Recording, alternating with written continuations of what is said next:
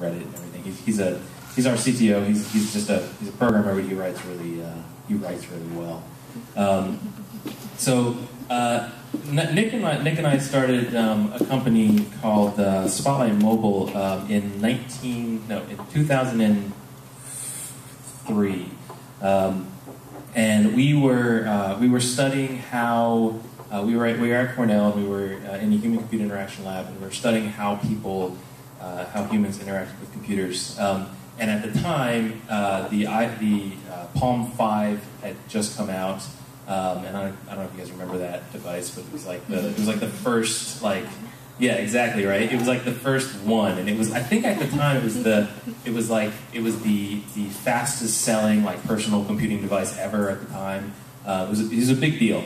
And Jeff Hawkins, the founder of Palm, also went to Cornell, and he gave us a bunch of devices, and we thought it was great. We got free devices, but we also got to sort of play with them and figure out how people used this new paradigm of sort of mobile computing. And so we actually, the first thing we ever did was a tour for the campus, and it was this crazy idea where you would walk around and you would check in at places, and you could go to a place and you could claim it, and you could leave notes there, and we thought, oh, this is fantastic, this check-in thing, this is so cool. And we deployed it with the students in 1999, and it was a huge failure. People were like, why would it's like email, but it's only a little bit of my email only here. I want all my email everywhere. And it was interesting because at the time, for a lot of these people, they literally were it's like email, and they had just gotten email for the first time in their lives, right? So it was a little bit forward thinking, but we went ahead and patented that idea. So now we have some assets, and so when we graduated, we thought this mobile space is pretty cool. Let's start building stuff. And so at the time, you couldn't. There was no App Store. There was no iPhone. There was basically Windows Mobile, and Windows Mobile existed on every different. It was kind of like Android, only worse, because there was no standard basically. In fact, the standard up until Windows Mobile's Phone Series 7, the Windows Phone standard included IR port, which I'm sure you didn't know that, but IR port is, this was up until 2007, it was an important must-have feature on a Windows Mobile phone. And so in those early days, we basically worked and did enterprise deployments. So we built a lot of apps for lots of different people. And our very first customer was the Smithsonian, and the idea there was that we had these devices, we could build applications on them, and we could people could walk into the museum and they could rent one, and they could go and get a tour of the museum. And we did that for a long time. We built for a lot of very popular, the Timbers as well, and I'll show you that in a second. And we won a lot of awards doing that. But it was not really something, and I'm supposed to be talking about entrepreneurship as well, and it was it was great, and I loved it, but it was not replicable, I guess. It wasn't a product, right? So you could only really run as fast as you could, or you could only go as fast as you could pedal, right? So we sort of went back to the beginning. We thought about what we were working on with these location-based applications, and we last spring we for the past maybe 4 years we've been working on this product, and it's called Meridian, and that is what I'm here to talk about tonight. And Meridian is basically this application for places. So right now there's this sort of actually, if you look at our brands we've worked for, everybody wants to have the first app we did for the iOS device was for Condé Nast. It was the Style.com application. It was actually the first blockbuster application. It got 10 million downloads, won a bunch of awards, and it was at the time it was really exciting to be a brand on people's phones. You could claim space on people's home pages, and it would be there, and they would look at it every time they looked at their phone. And we believe, and this is, I think, a little bit, again, we're inventing check-ins 10 years too early, but we believe that that model is flawed because it's not, you don't want to download an app for every single place that you go to. You don't want to have to, you don't want to come in here and download an app for this place because you're here for a couple minutes and then you're going to leave. And the Target app, actually, that's a good example.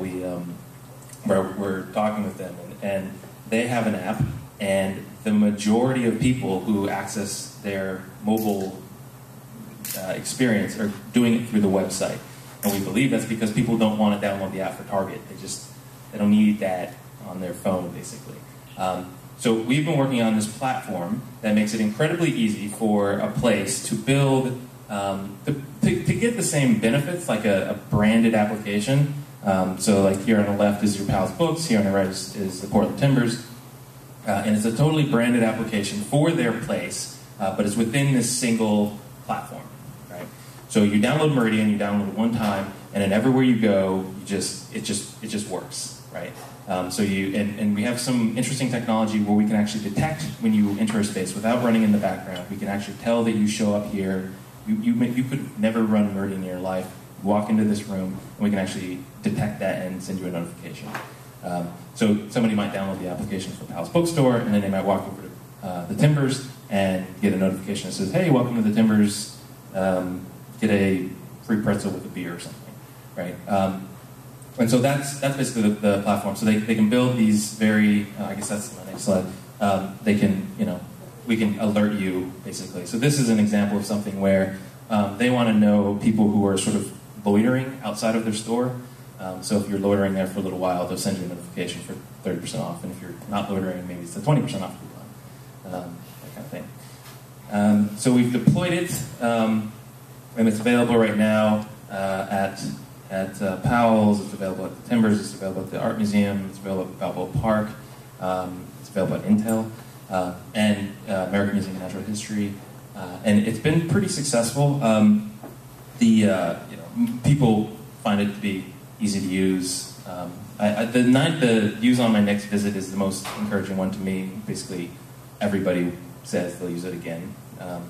35-minute in-app, so that's basically they walk in the door, they start using it, and they use it until they leave the store. They literally use it the entire time. And then we have these click-through rates that are insanely high.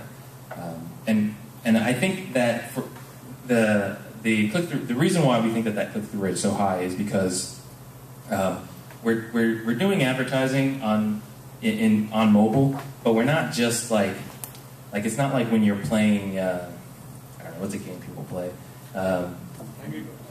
Angry Birds, right? Yeah. So you're playing Angry Birds. Yeah, of course, Angry Birds. You're playing Angry Birds, and then it shows you some ad for like Visa signature card or something, right? Like, I'm not interested in that.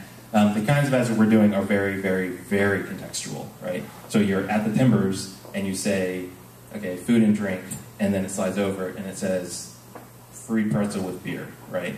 So you're a person who's in a space who's looking for something to drink, and we're showing you an ad, right, for that exact thing that you're looking for. Or you're at Powell's, and you're looking for a book, and we show you an ad for another book that you might be interested in, right? And people are clicking on those. And I think I like it because it's not a situation where I'm playing Angry Birds and I'm really trying hard not to touch that area because it's going to take me out. I'm just like, it's just part of the experience, and I'm just using it, So let me show a quick demo here. So,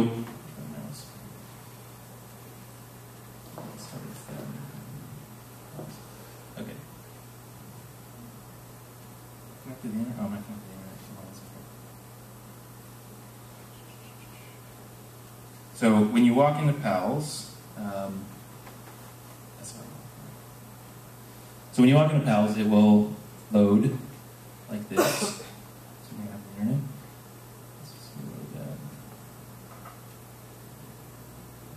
So there you go. So this is Pals, and you have your features up here across the top. You have their events. We have a CMS backend that you manage all this stuff with, and this actually just reads directly from their event database. So you have all the different events happening here.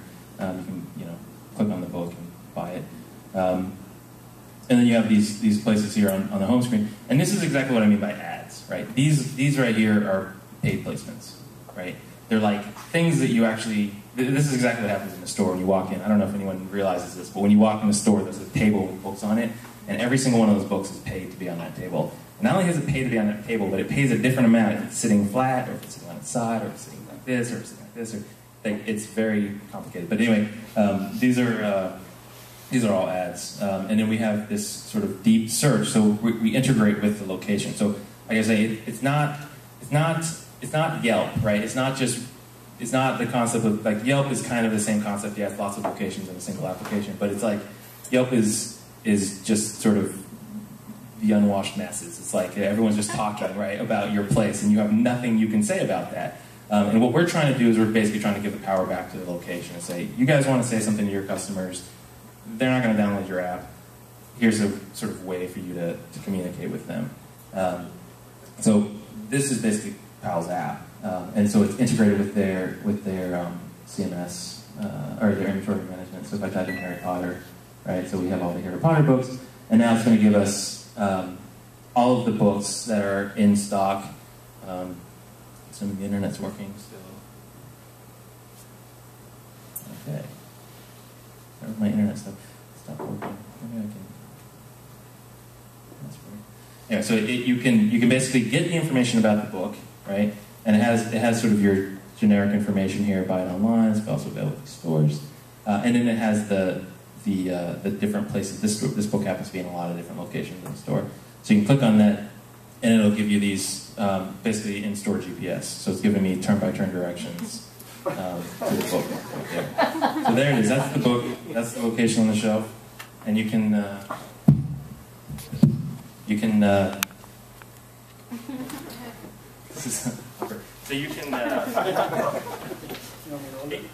okay. It uses the compass. So it'll, like, you can, it'll recognize which direction you're facing, and it's always facing the right direction. You'll see this also went down the stairs, and we have an accessibility option here, so this will take you down the elevator instead. That's the location. And this, for Powell's, is